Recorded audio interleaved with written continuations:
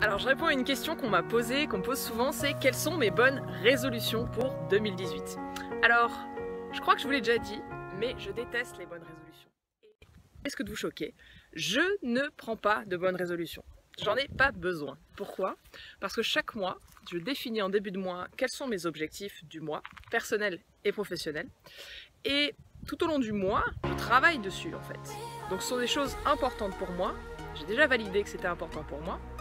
Et je passe le mois à faire ces choses-là et à avancer dans la direction, dans le cap que je me suis fixé.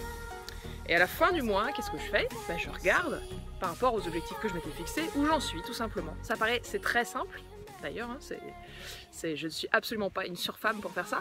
C'est très simple, donc à la fin du mois, je m'astreins à regarder où j'en suis. Ce qui a été fait, c'est fait et c'est génial et je suis très contente.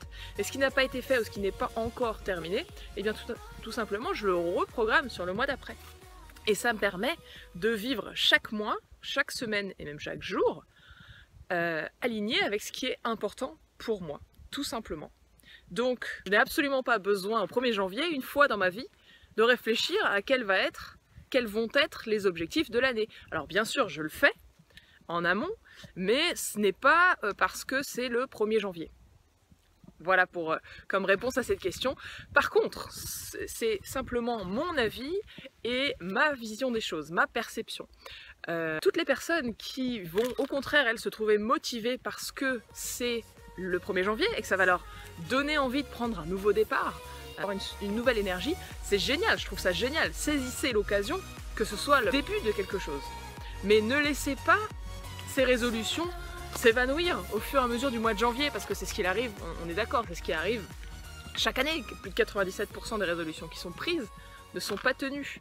Et c'est triste, je trouve ça très triste, parce que l'énergie, la motivation dans laquelle on est le 1er janvier, quand on décide justement de fixer cette résolution, c'est génial. Et c'est comme si on allumait une petite flamme, mais qu'ensuite elle s'éteint et qu'on ne s'occupe pas du feu. Donc forcément elle va mourir si on s'en occupe pas.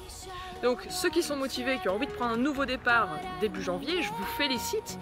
Et allez-y et donc fixez cette nouvelle intention, engagez-vous envers vous-même et puis établissez des moments où vous allez faire du suivi sur cette résolution et planifier des actions. Qu'est-ce que ça veut dire perdre du poids? Combien de kilos vous voulez perdre? Quand? Est-ce que c'est pour cet été? Est-ce que c'est pour dans un an? Voilà, il y a besoin de préciser. Donc la résolution, ouais, d'accord, je suis d'accord. Par contre, derrière, définissez des objectifs, quoi. Des objectifs, des actions, des choses à faire. C'est pas juste en se disant je vais perdre du poids cette année. Hop, la batterie est faible, mais c'est pas grave. C'est pas en se disant juste je veux perdre du poids cette année que ça va marcher tout seul. Je pense que ça vous le savez. Et je suis pas la première à vous le dire, mais je vais continuer à le répéter parce que c'est quelque chose qui me tient particulièrement à cœur.